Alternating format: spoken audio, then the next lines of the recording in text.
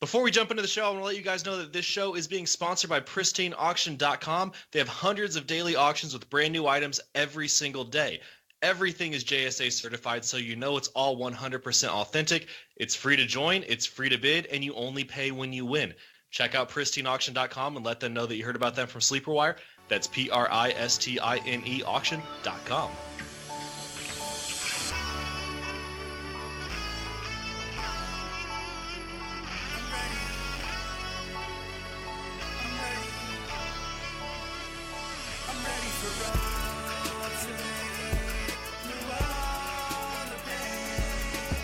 Welcome, everybody, to the Sleeper Wire Show. Welcome to the Week 10 weekend preview. I'm your host, Professor Chris, and with me once again, I have the dynamic duo, Prophet Hoos. How's it going, man? What's going on, Chris? Great to be back on. Every week, it is great to be back. And, of course, primetime Lucas. How's it going? It's going good, bud. Can't wait. We're getting so close. The playoffs are in our future. These games matter a lot. We have 4 regular season games before the fantasy playoffs. It's nuts. That is so nuts. It's like we wait so long for just draft season to come around, and then we're already more than halfway through the season. We're already almost at the playoffs. It's sad time. It's almost sad time. It is almost sad time. But you know what? It is not quite sad time yet unless you are a DeAndre Hopkins or Adam Thielen owner, because we have some serious fantasy firepower on a bye this week. The Minnesota Vikings, Baltimore Ravens, Denver Broncos, and Houston Texans all have the week off. But don't worry, we are not taking the week off. We've got another great show for you guys this week. Once again, the Start Sit, the Flex Those Muscles segment, and then our Streamer Wire segment at the very end. Lucas, Hoos, you guys ready to get into the matchups? Let's get in. Let's kick it off.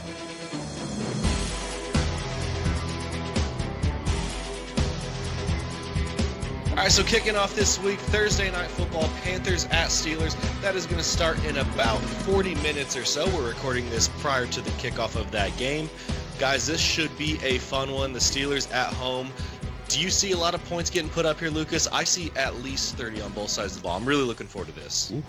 This should be an extremely fantasy relevant game, and I'm excited. Oh yeah, I mean, that's a lot of fantasy goodness if that's being passed around. And I mean, I'm starting Big Ben in a couple leagues. I got a couple Connors. I got a couple Browns. Not too many Jujus. But, yeah, it's going to be a good one. I got Juju in a couple leagues. The one player I don't have in any of my 12 leagues is Christian McCaffrey. I'm sorry about that. No shares of CMC. No, I have him in one of 17. Sad. I think second mid-round target was Christian McCaffrey. From 17 to 24, if he was there, I was taking him every time. He was too expensive for me. I didn't want to commit to him in the second round. I was able to get like Hunt, I think, later. There was a couple other guys I think you were able to, get later. He was right there in the second round. It wasn't budging, and sometimes even in the first round. Yeah, I think in 2 of my 12 leagues, 10 of my 12 leagues, I should say, I drafted a running back in the first round. So when the second round came around, I was usually looking at like a Devontae Adams at that point in time. Yep. No shares of CMC, but I'm looking forward to seeing how he does tonight. Let's go ahead and move to the Sunday matchup. So kicking it off here, Washington Redskins travel to Tampa Bay to take on the Buccaneers. Alex Smith has a great matchup against that terrible Bucs defense this week. Who would you rather stream? Just give me a name. Alex Smith or Josh McCown this week? Smith. Ooh. Smith, I guess. Yeah, Smith. Really? I think I'm going to go with Josh McCown. Yeah, I'm riding with him in a couple leagues. The Buffalo defense is real. If you took that defense, just the whole defense, and put them on a top half offensive team, you would be looking at a top 8 defense for fantasy purposes. You could be. Yeah, absolutely. Yeah. But we will get into some more Josh McCown a little bit later once we get to the Jets game. Let's go ahead and keep moving on, though. Adrian Peterson, only 9 carries for 17 yards last week, but the Redskins were down by a lot very early, and Alex Smith was forced to throw the ball. Do you expect the Bucs to get out to an early lead, forcing Alex Smith to throw the ball? I know game script is one of those things that's super hard to predict and just damn near dumb to try to predict because we're usually wrong about it. But if you had to make a call, Hoos, Bucks early lead, yes or no? Sure. Lucas? I mean, yeah. Yes, and I think a thing that hurts Alex Smith is that they lost 2 offensive linemen this last week to season-ending injuries. So I expect them to have a tough time getting anything open for Adrian. Moving on here, Maurice Harris had a monster game last week. 10 catches on 12 targets for 124 yards. Seriously taking advantage of injuries to that wide receiver core. Paul Richardson is on the IR. Jameson Crowder is questionable for Sunday. I think you can roll Maurice Harris out there in your flex spot if you need him. So say if you've got Adam Thielen and John Brown on a bye and you need a big play this week, Maurice Harris could do that for you. Jordan Reed is most likely going to miss this week unless we get some good news, like he has practiced in full on Friday or something like that. He is banged up. He's on the injury report. If he's out, Vernon Davis becomes a great streaming option against the Buccaneers. He and Alex Smith have that chemistry going back to their days in San Francisco. Guys, quick question here. Vernon Davis or Vance McDonald this week, if Reed is out? Vernon, for sure, for me. I'm going to go McDonald. Really? Yeah. Vernon's looked really good. Vernon has looked really good. At least he did last week with Alex Smith. I guess by the time people are listening to the show, they'll know the answer to this. Yeah. He does play tonight. Yeah, I mean, exactly.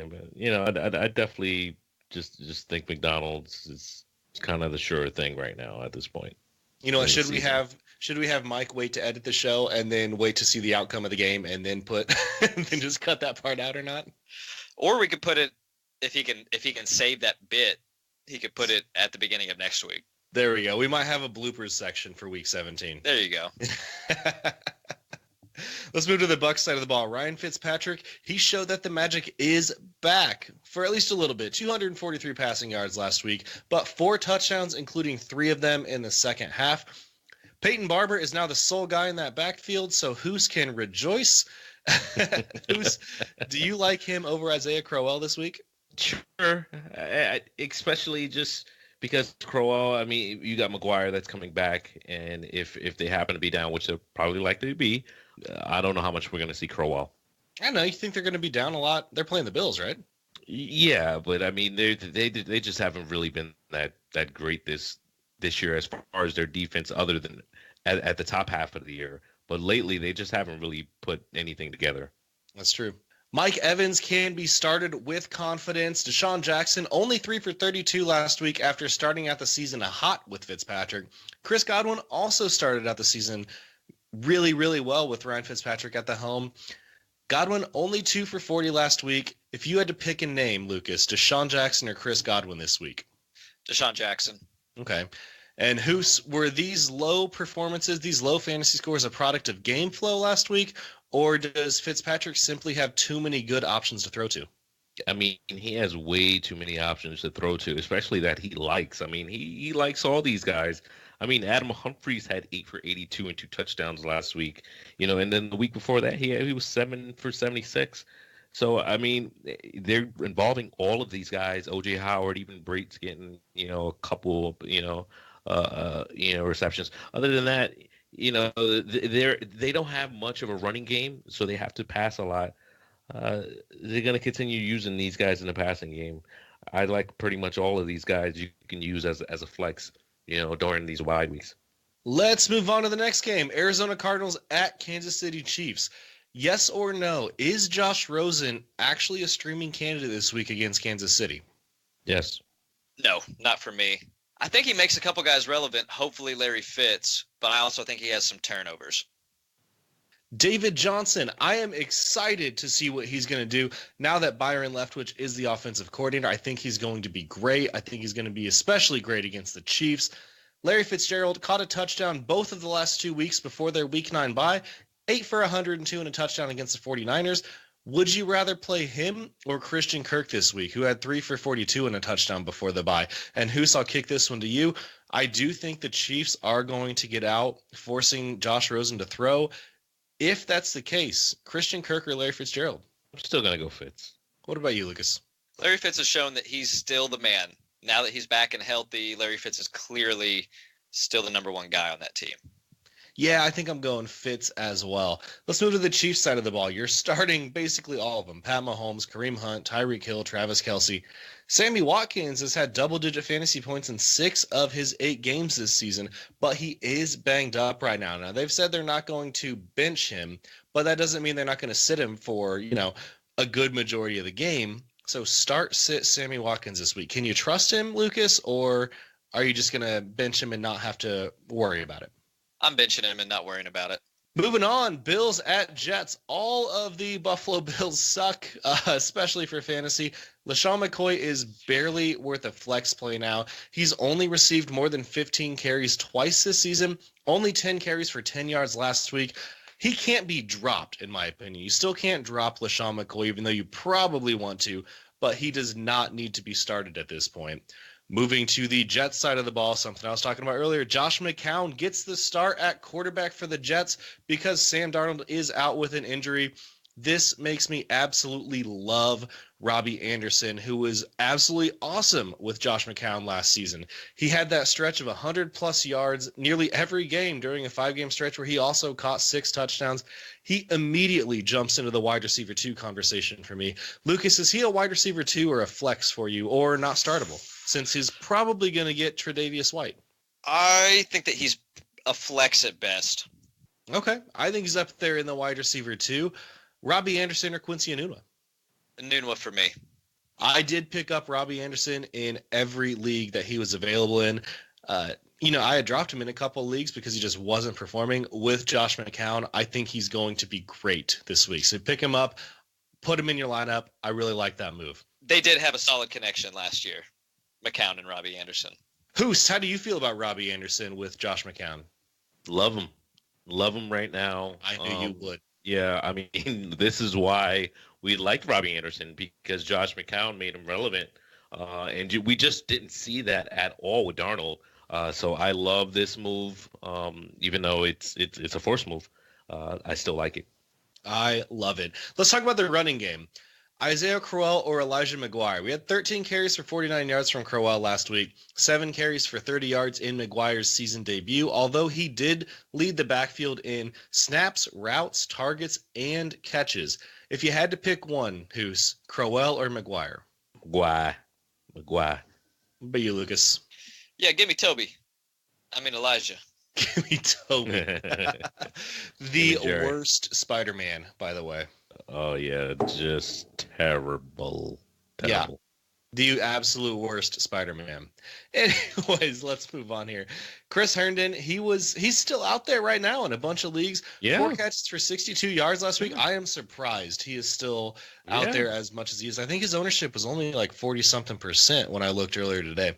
Austin Seferian-Jenkins was very solid with Josh McCown last season. So I think Chris Herndon can continue this stretch of not amazing games, but solid games at tight end for you. What do you think, Hoos?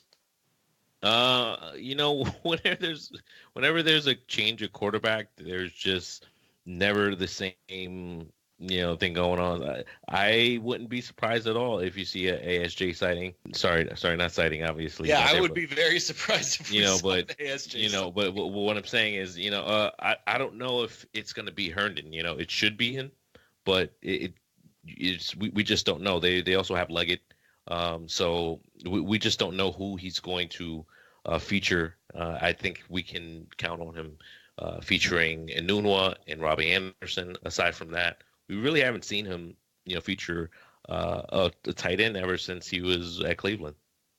Man, Robbie Anderson, pick him up and play him. I got him off waivers, not waivers, as a free agent today in my Pro-Am. Certainly looking forward to that. Let's move on here. Jacksonville Jaguars travel to Indianapolis to take on my Colts. Blake Bortles, I think you can fire him up against Indy. Leonard Fournette, Lucas, are you trusting him this week? Is he a must play, or are you going to give him a week to see what happens?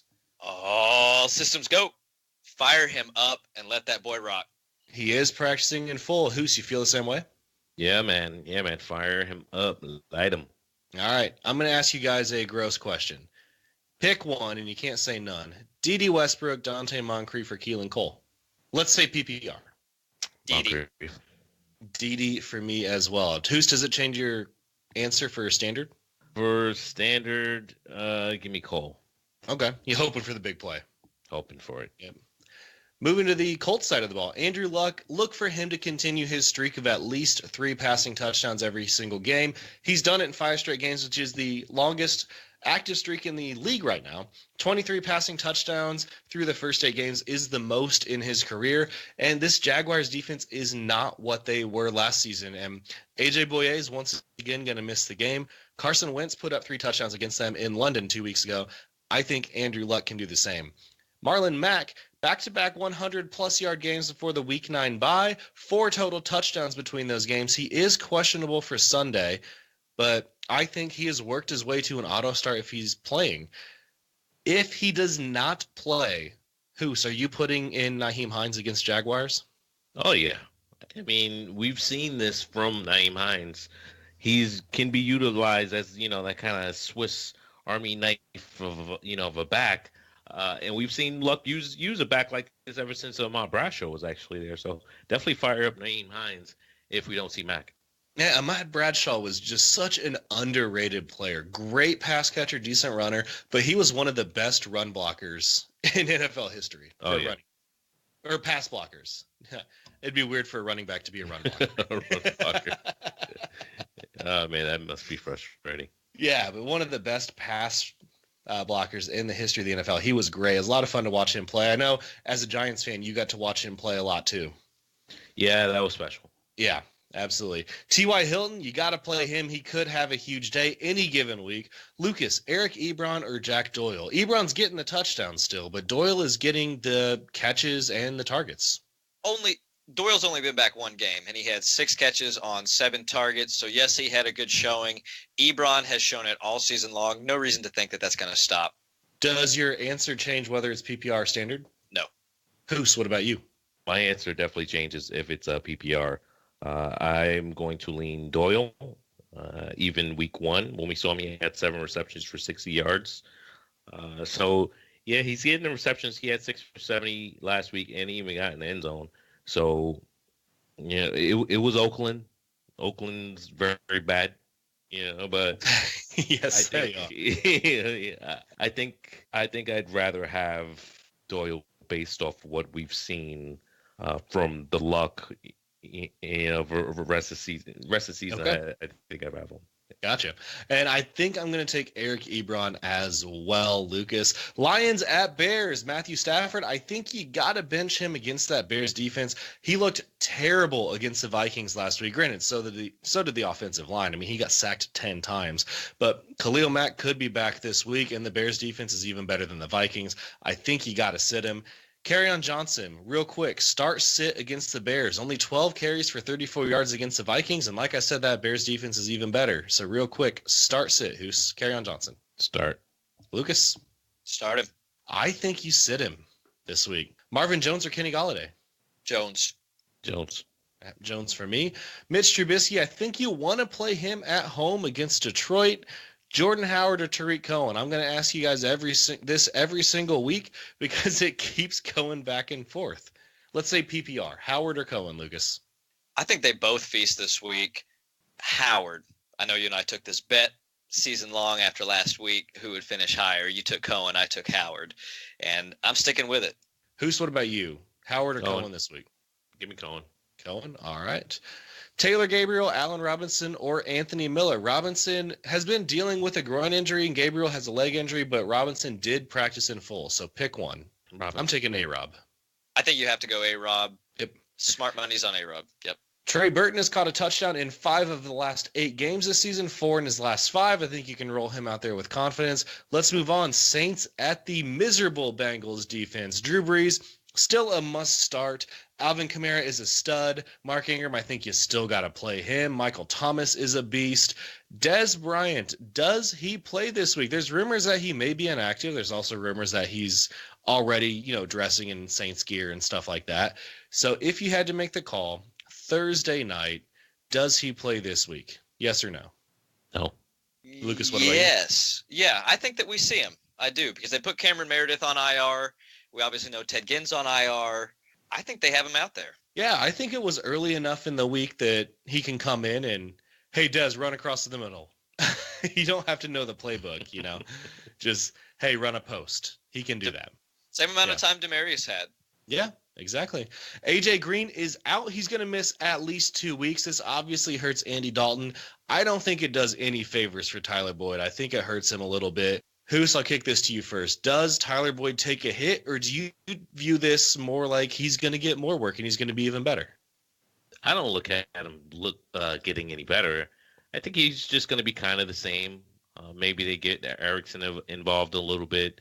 Maybe Ross turns out and shows something. But yeah, I don't think it's going to hurt him too much. I think he's still going to be just fine. Lucas, better, worse, or stay the same?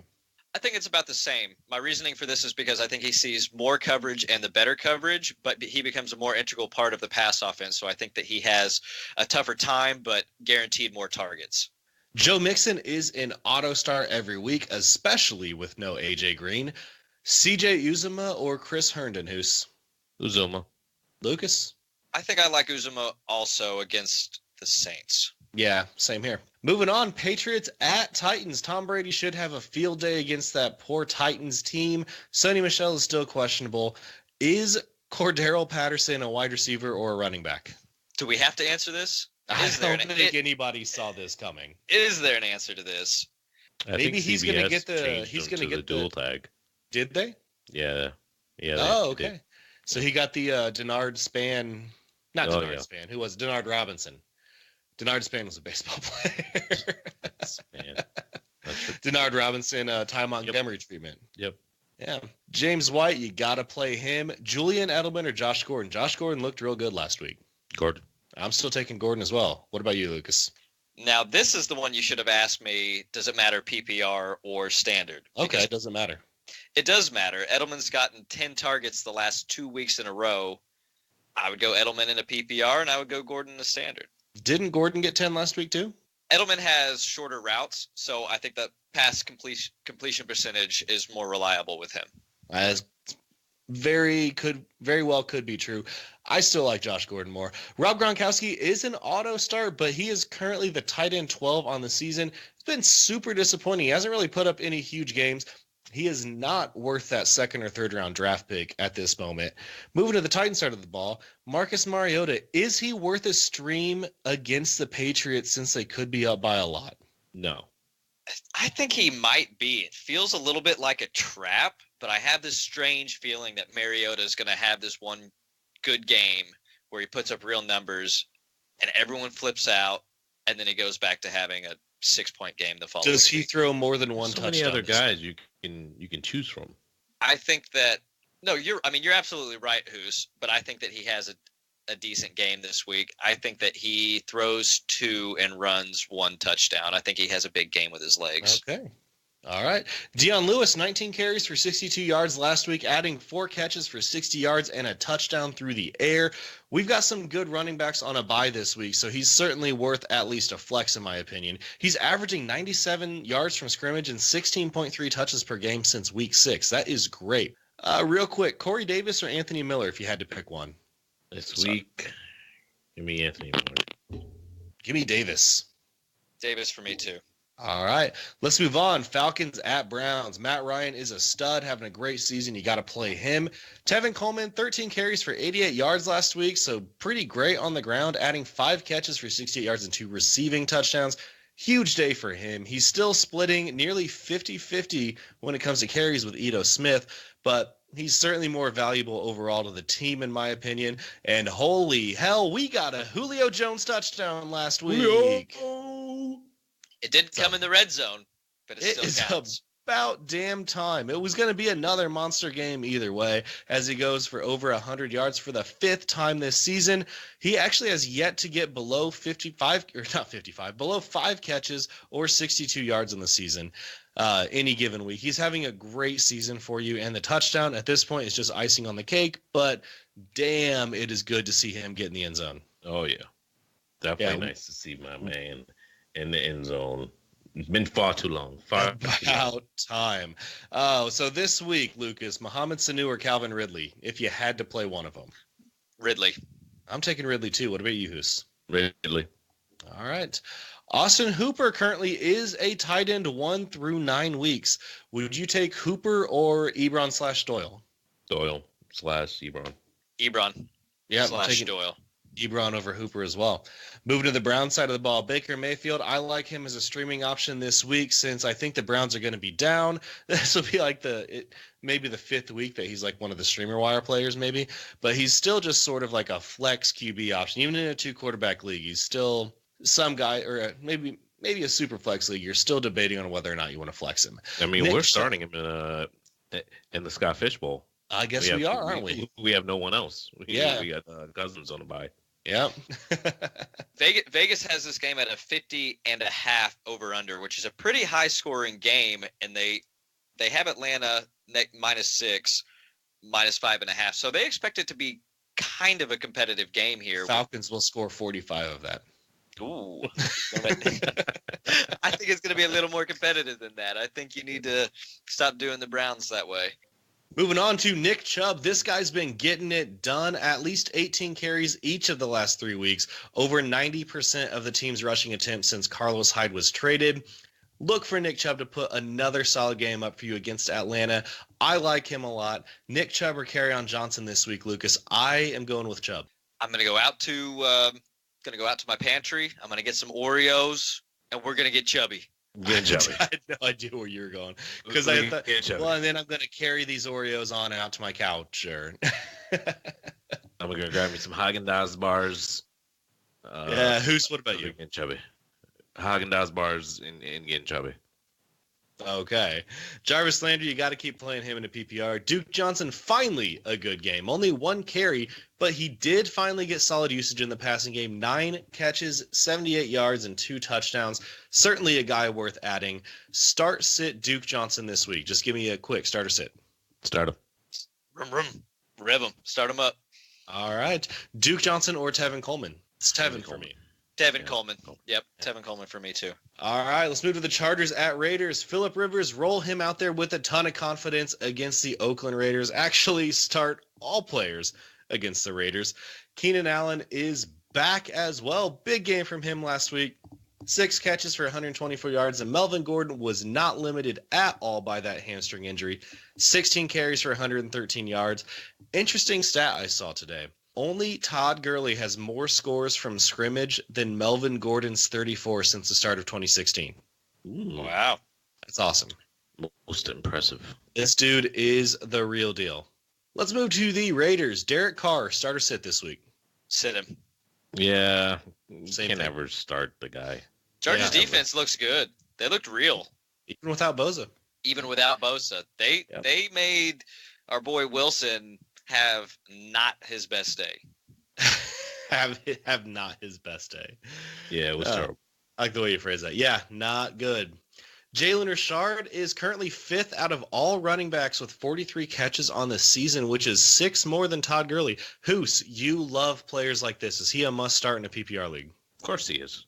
Would you rather play him or Duke? I knew that was going to trip you up. Richard for me. Give me Richard. Yeah, Richard for me. Another gross question here. Jordy Nelson or Seth Roberts if you had to pick one? Oh, Jordy. Who could be Derek Carr's guy? Give me Jordy. This is a bounce back week for him. Yep. All right. Jared Cook still putting up decent numbers basically every other game, it seems. So this one could be a monster game for him if the pattern holds true. Moving on to the Seattle Seahawks at the Los Angeles Rams. Russell Wilson, this is usually the point in the season where he starts to turn it around. He's always great in the second half. However, he is going up against the Rams. Are you streaming any guys over him? And if yes, give me one name you're considering. Nah, Son Wilson. No one that's out there streamable. Actually, maybe Baker. Maybe Baker I would consider. Okay. I am not streaming anyone over him for what it's worth. Chris Carson may not play this week. Does that make Mike Davis a must start? Oh, yeah, the Davis.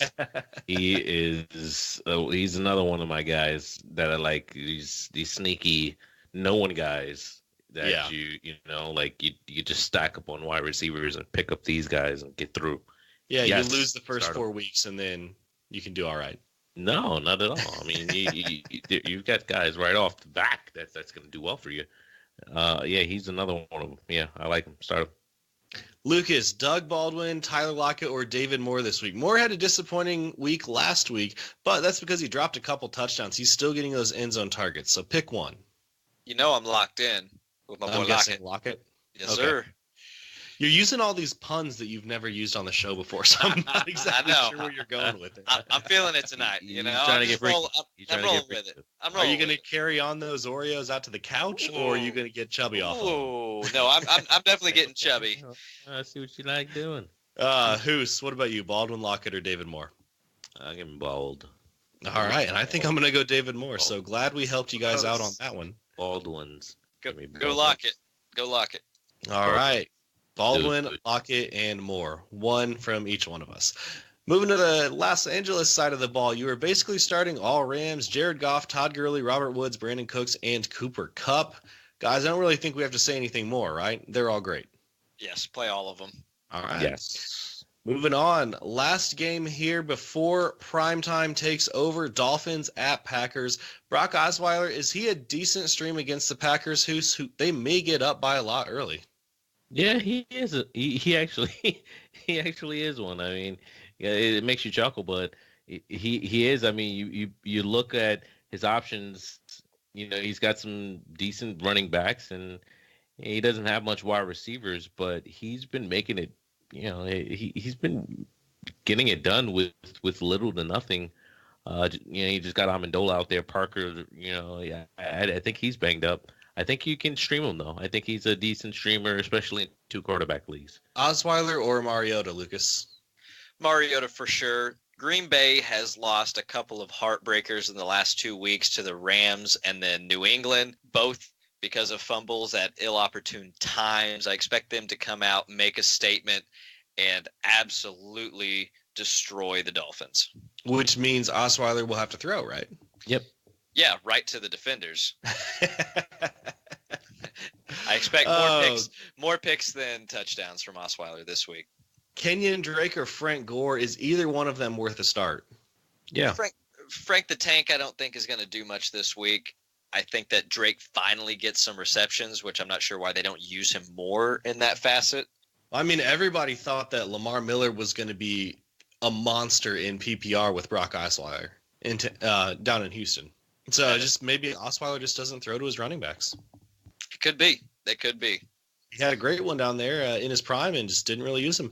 Devontae Parker was disappointing for everyone last week, so pick one Dolphins wide receiver here. So keeping that in mind, he may be a little banged up. Danny Amendola, Devontae Parker, or Kenny Stills. And I know Hoos is going to go with Kenny Stills. No, I'm actually going Amendola. We haven't seen him Stills with Osweiler. We use maybe with Tanny, but I'm gonna go Amendola. Lucas, give me a name. I want to say Amendola, so I think I will. Amendola. All right. Had to think about it for a second. I was close to going Parker here, envisioning something big over the top, but yeah, you got to go Amendola. Let's move to the Green Bay side of the ball here. Aaron Rodgers is still a must-start. You still got to roll him out there. But he is just the QB10 on the season, so that's been really disappointing.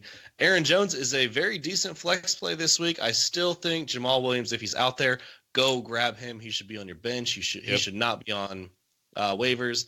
Agreed. Devontae Adams is a stud. 7 touchdowns on the season. He's the wide receiver 5 through 9 games, which is basically exactly where he was drafted. So it's good that he's living up to his draft stock. Is Marquez Valdez-Scantling the real deal? The real deal? Yeah. I mean, he's in that offense. Sure. In that offense, sure. We haven't seen anything from Cobb, so sure. And there's no Allison. Yeah, you got to use him at least in the flex capacity. Shout out to one of our listeners, Lanky Hut. He's in my listener league. Once again, huge thanks to him for donating to be in the listener league and the Pro-Am. I traded MVS to him this week for Mark Ingram. Lucas, thoughts? Either way, go easy on us. I like Ingram on that side of the trade. Yeah, I do too. I needed a running back. And I got, I think, Hilton, Godwin, OBJ, Juju as my wide receivers, and Golden Tate. I could afford it. Jimmy Graham, still a start at tight end. And guys, that's going to wrap it up for all of the games up till Sunday Night Football. And Hoos, you know what time it is? What time is it? It is prime time. Lucas, kick it off with Sunday Night Football. All right. Oh, look who we have here. What do you know? It's the Cowboys at the Eagles. What do you know? Fly what? Fly real low because you just got shot down. It's hunting season. Yeah. Everyone knows that. Eagles are going down, hopefully. Mike, can you shoot eagles in Red Dead Redemption? That's what he's doing right now. That's a positive. So you can shoot anything in Red Dead Redemption. Rootin' tootin' cowboy shooting. That's great. All right, let's get back to the show. So starting on the Cowboys side of the ball, the best side of the ball, we got Mr. Dak Prescott, Mr. Letdown. Is he going to show up this week? Is he going to show us what he did against Jacksonville? Glimmer of hope. Sunday Night Football, I think you can stream him. Okay, who's? I need you here, buddy. I've been streaming them. I think I like what I see. Not like it, but I can dig it. I can get by with it. I can get by with it during the bye weeks. Oh, I see what you did there. I do see what you did there. Who do you expect to win this game? That's what we really need to know. It's a 43.5 point over under. They don't expect it to be a really high scoring game there for prime time in Vegas. Eagles. I want to say Eagles, but I think the boys need to win. So I'm going to go to the boys. I love it. I absolutely love to hear that. Is Zeke finally going to show up? Oh, yeah. Definitely. He has to show up if he's going to be a part of a winning game plan. And I think that this is going to be a week that they kind of have to put it together. Otherwise, we're going to see a lot of changes. So, yeah, I believe so. We need him to. He has not quite been giving back what you expected that he was going to when you drafted him in the top 5 this year. Nope. So let's hope that Zeke comes out in this divisional game. Amari Cooper was 5 for 58 and a touchdown last week. They tried to force him another one in double coverage. It ended up as an interception in the end zone. Would have loved to see him get his second one there. Not a bad debut. What do you expect from him rest of season, Chris? I mean, I think you can hope for a similar line. 5 for 50 and a touchdown. I think that's about right for what you can expect from Amari Cooper. Now, he's certainly not going to meet that every single week, but I think that's a good line for him. Do you think that Amari and Dak are going to get on the same page and he's going to become a reliable red zone target there? I can't commit to that just because Dak, the kind of quarterback that we've seen him to be, he spreads it around, and even though he did try to force it in there, I like that. I don't know if he's going to continue to do to do that. So I can't commit to that right now. I'd like to see it, but I can't say that. Okay, but we pretty clearly do think that he is, if you had to have one wide receiver to own there, that he is that guy, right? Oh yeah, 100%. All right. Anyone else we need to talk to or talk about in this game? Tight ends, wide receiver, Gallup, Cole Beasley. Maybe Gallup. Yeah, maybe Gallup. Beasley could be sneaky. He could be sneaky. You might. I know Dak likes him, so he could be a sneaky guy that we could be talking about next week if they're cluing in on Cooper too much and they just use Dak to throw it to Beasley on that underneath stuff. All right, Chris. Any other input here before we switch over to the Eagles? No, I think Amari Cooper is the only one worth owning. Okay, I more or less agree there. Carson Wentz, he's been pretty reliable since he's been back. He has at least 2 touchdowns in each of the last five weeks, including 3 against Jacksonville before their Week 9 bye. He has fumbled 5 times on the season and needs to hold on to the ball a little bit better. So we will hope that he has that. No worries for Wentz though this week against Dallas, right? Nah, roll him out there. No. Yeah, you got to roll. Okay, Zach Ertz, any worries there? No, not one. No, dude is a beast. Just that he may not score quite as many as Kelsey, right? That's our only worry. Yeah. Yeah, and even then, you're fine with him. He's top 3. Yeah, so not really a worry then. Wendell Smallwood or Corey Clement, or is it Josh Adams? Oh man, this is I guess Clement. In the PPR, Smallwood and Josh Adams in a standard. This is the type of stuff that I do to you guys when it's games I'm going through. This guy or this guy, you don't want to answer. Isn't it tough? Because Josh Adams, to me, I like Adams. Adams looked like the best runner. Yeah. And then we almost had Sproles back this week, but it looks like he's not going to be back for one more week, right? At least. So I think that makes Smallwood relevant for at least another week. And if he turns out and does anything large, anything other than his name, I think he'll be fine. I think if you're relying on Smallwood, chances are you're going to lose. Well, I mean, it's bye weeks. You might be using him. Well, yeah, but hopefully you have Mike Davis. Who do we have on bye that's that great? You have someone else to use, but we got Collins, Lindsey, Miller, and Dalvin Cook / Latavius Murray. You got injuries. It happens. You never know. I'm just saying it's not looking good for you if you're starting Smallwood or Clement, and outside of 3 running back, 2 flex leagues. Yeah, you're not looking. You're not looking forward to the start. No. But if you absolutely have to in a 2 flex league, PPR, I'm talking flex. Probably an okay guy to have in there in that spot that you can hope that he gives you some sort of a floor and gets a few catches. Whenever I'm talking about starting anyone, it's flex included. There we go. That's fair. All right. Now on to something a little more difficult and kind of exciting. How do we predict this? Golden Tate has been traded to the Eagles. Who is he going to hurt? Is he going to fill in nicely? What kind of a role is he going to have here? Chris? I love it.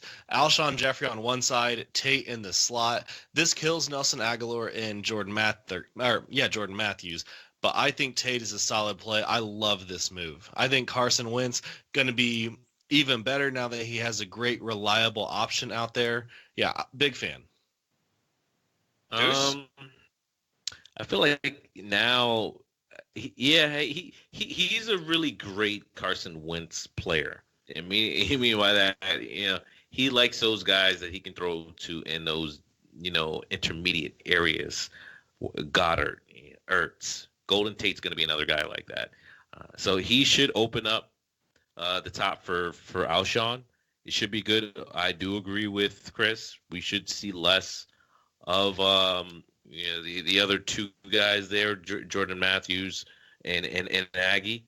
I don't know if we're going to see it right away. I don't know if you throw him out there in hope for, great production, but I do think by the time the playoffs are coming, he could be a sneaky piece that you trade for after a bad game next week. After a bad game this week, possibly. He might be a nice piece you can go after. Okay. So what do you say? I'm going to set the line here at 6.5.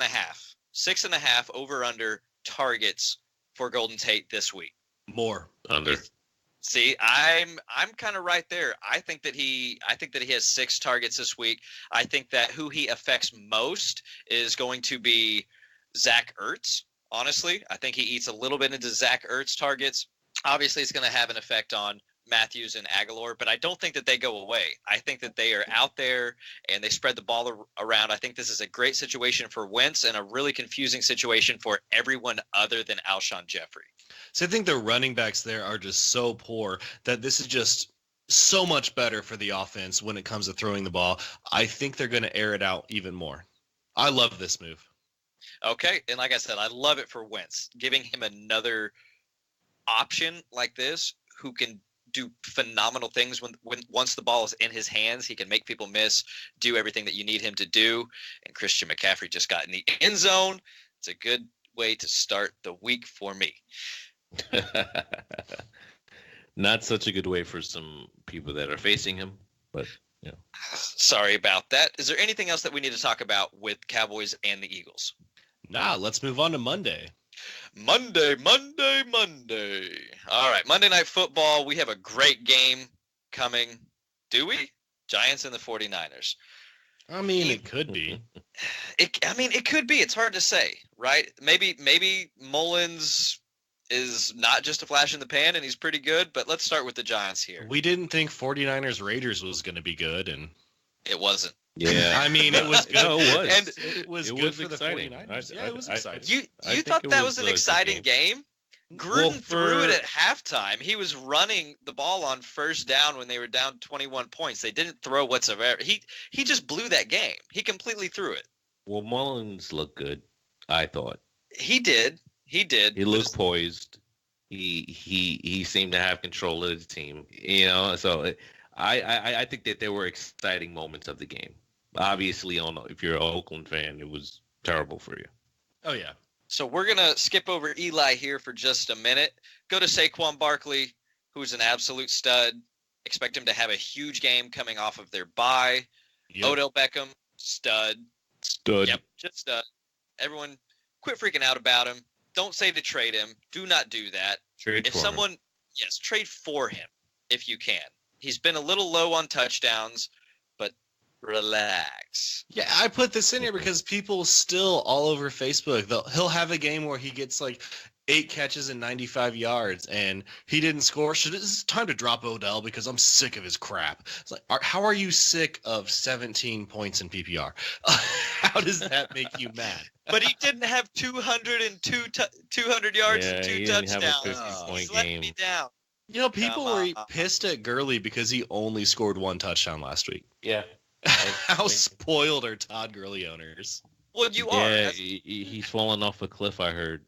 As a Gurley owner, you're extremely spoiled because even though he had a decent game, which was 70 yards and a touchdown, that was his worst game of the season. So you don't expect him to have his worst game of the season against the Saints, which was a very high-scoring game. Granted, Malcolm Brown had a great run down the left that took 20 yards and a touchdown away from Gurley. Had that been Gurley, no one's saying anything. Then he has another Gurley-type day. But Gurley's worst game of the season was still a great game. Yes, for an average running for an average running back. Average is 13 points.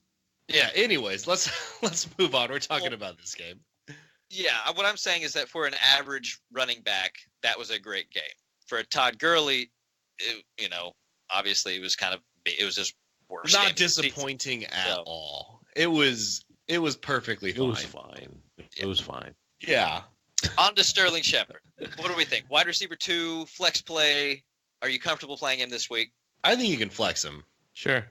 I'm flexing him out of necessity. I'm flexing him. Evan Ingram. Is he on your waivers? Go check it out right now because if he is, you need to grab him. You do. Evan Ingram. Know the name. I wasn't very high on him coming into the season just because I thought Eli has too many options now. But yeah, you still got to use him given the tight end landscape. It's pretty ugly out there unless you want to start Logan Thomas. See, I got a league where I have Ertz and Njoku, but Ingram was on waivers. Are you going to drop either of those? Obviously not Ertz. You going to drop Njoku to pick up Ingram? No, I don't think I would. Yes, he's already had a tight end. I can't play 3 of them. So that's why I just had to leave him there. Even though he shouldn't be on waivers, I just had to leave him. That's honestly Njoku and Evan Ingram, they're kind of the same person for me. So it would be a lateral move and wouldn't help more. But then you could say, Njoku's on waivers. He shouldn't be on waivers. So, yeah, anyways. Pick him up if he's on waivers if you don't already have 2 good tight ends. That's right. Okay, so moving down here, I think that's about everything we need to talk about with the Giants. No one else, right? Right. Nick Mullins. Chris, do you like this guy? Tell me about him. New nickname is The Truth. Great debut against Oakland last week. He was a 3rd-string quarterback coming in for the season. He looks like a baby.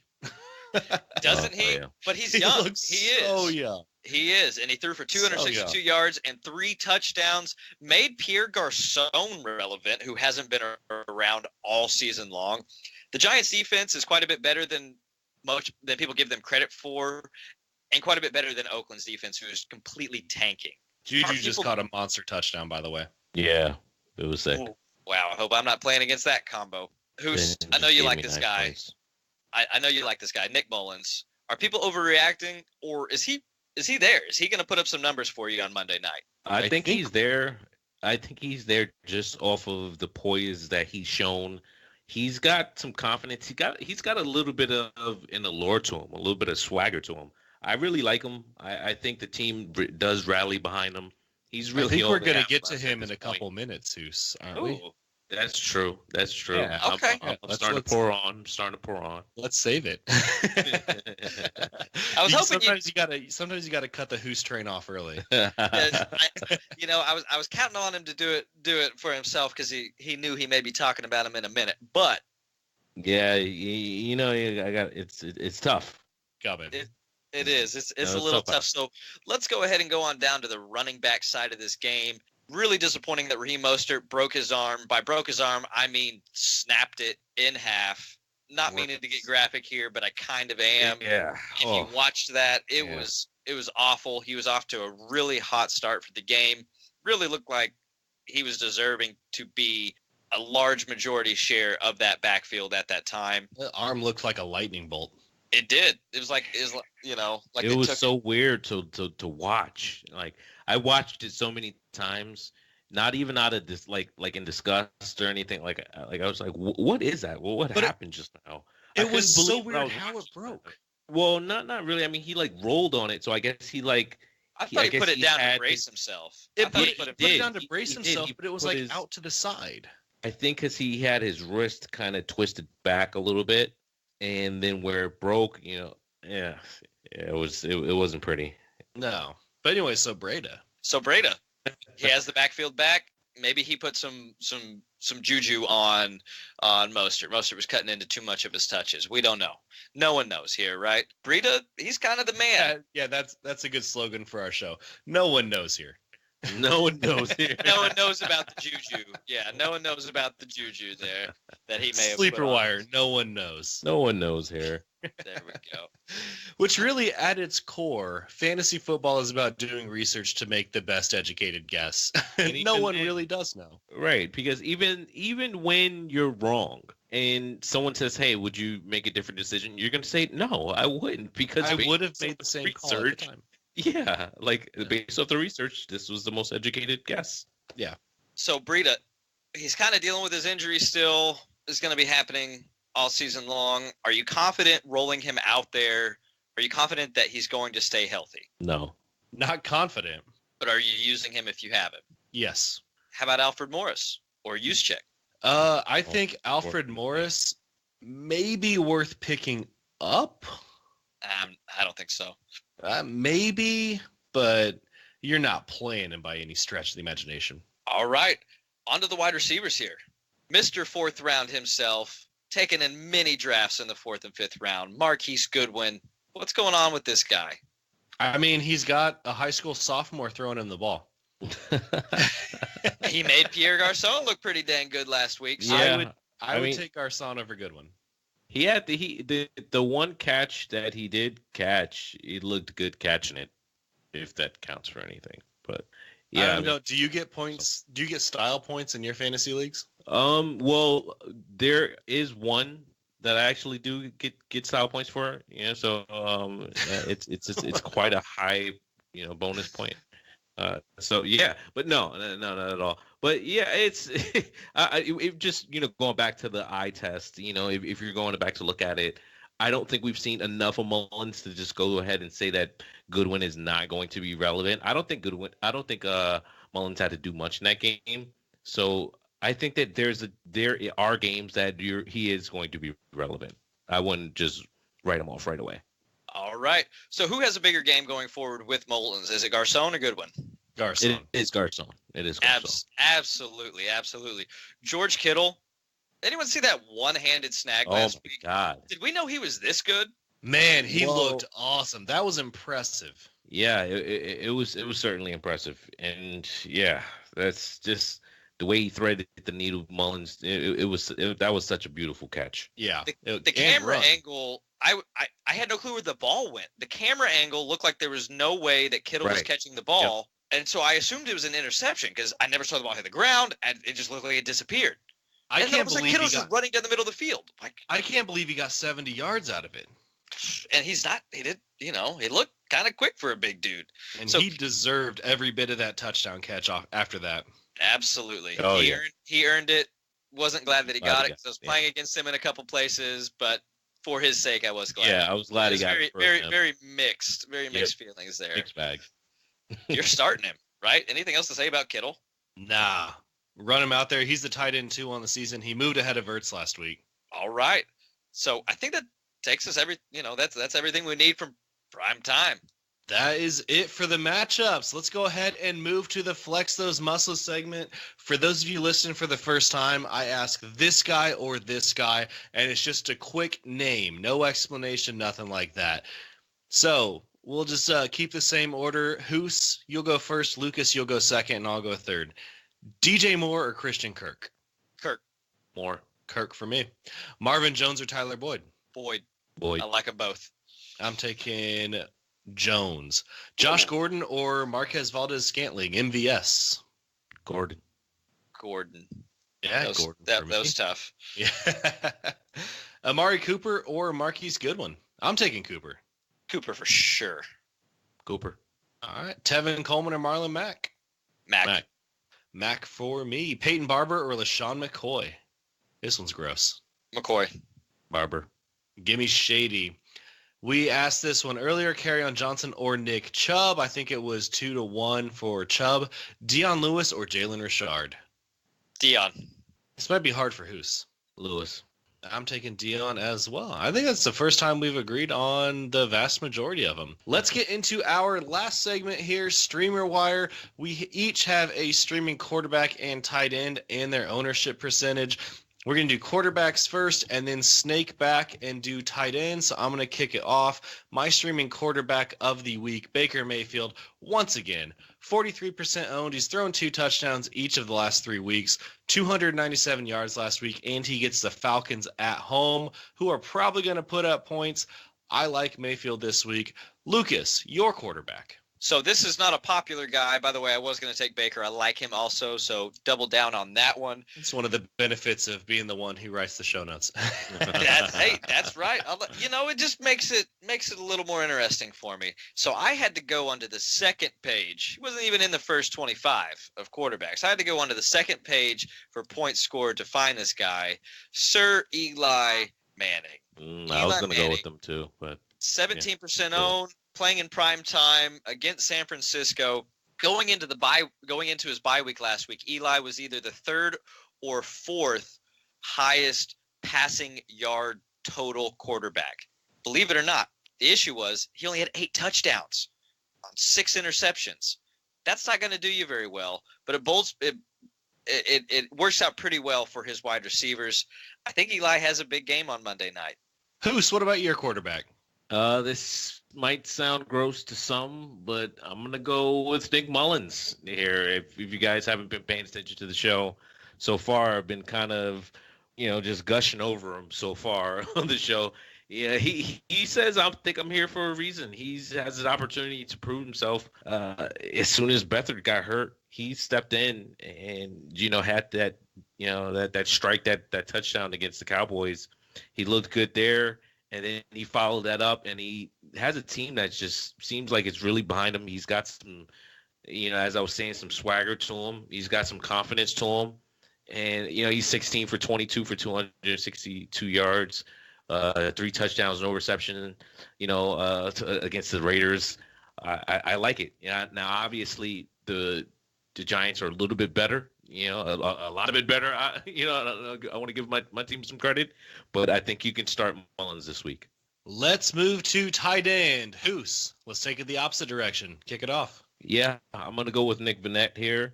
Nick Vannett. Now, last week I said at Dixon, so sorry for that.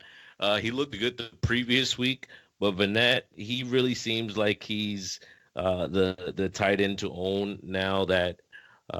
Who was the guy before him that got injured? I can't think of his name right now. That was Will Dissly. Oh, Dissly. Yep. Dissly looked decent. Now it seems like it's Vannett. He was 6 for 52 and a touchdown. I think he can continue to keep that on. So he's my streamer for the week. And I'll take up next here. Mine, he's still fairly wide. I was surprised to see that he was still this widely owned. He is owned in 60% of the leagues, but that means he's still out there in 40% of them, which is kind of nuts to me. Granted, they did have a bye last week, so they could factor into it. But Jack Doyle, Jack Doyle had 6 receptions on 7 targets and a touchdown in his first game back. He is a safety valve for Andrew Luck. Go pick him up if he's out there and start him. And my streaming quarterback is Vernon Davis, and this is Quarterback? Yes, let me start that over. And my streaming tight end is Vernon Davis. If Jordan Reed has to miss any time, I think he's going to be great. He is only 5% owned, so go grab him and start him this week if Jordan Reed is out. Guys, that is going to wrap it up for the Week 10 preview. Follow us on Twitter at SleeperWire Show. You can find Lucas on there at SleeperWireLBB. Hoos is on there at SleeperWire Hoos, and I am Prof_Chris SW. Follow us at sleeperwire.com. You can submit a question to the Sleeperwire crew under the free advice question. You can read all about our mission, why we do the show, all that good stuff. Follow us on the Sleeper app as well. Join us there. Ask us any questions. Professor Chris, Prophet Hoos, and Sleeperwire LBB. And then on the Fantasy Life at Professor Chris and Hoos the Prophet as well. Lucas and Hoos, thanks for joining me this week, guys. Another solid week. Everybody else, thanks for tuning in. We'll catch you next week.